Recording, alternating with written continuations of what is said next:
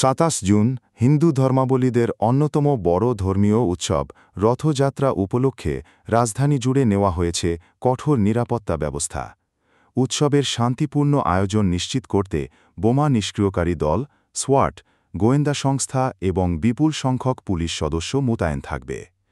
ঢাকা মহানগর পুলিশ অর্থাৎ DMP commissioner SM. Sajjad Ali জানিয়েছেন, রথযাত্রা যেন সুন্দর, সুশৃঙ্খল এবং নির্বিঘ্নে উদযাপন করা যায় সে লক্ষ্যে পর্যাপ্ত নিরাপত্তা ব্যবস্থা নেওয়া হয়েছে। 27 জুনে রথযাত্রা এবং 5 জুলাই পালিতবে উল্টো রথযাত্রা উপলক্ষে আয়োজিত এক সমন্বয় সভায় তিনি কথা জানিয়েছেন।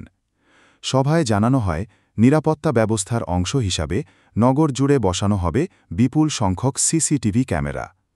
মোতায়েন থাকবে ডিবি, সোয়াট, বোমা নিষ্ক্রিয়কারী দল এবং ট্রাফিক পুলিশ সহ আইনশৃঙ্খলা বাহিনীর সদস্য। ডিবির একটি অংশ থাকবে সাদা পোশাকে, যারা গোটা আয়োজন পর্যবেক্ষণে রাখবে।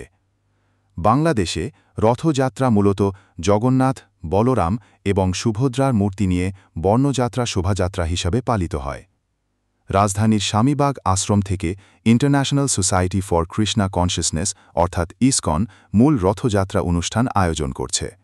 এর পাশাপাশি শহরের রামসীতা মন্দির, শাঁখারী বাজার এবং জগন্নাথ জিউ মন্দির সহ বিভিন্ন স্থানে এই উৎসবের আয়োজন করা হবে।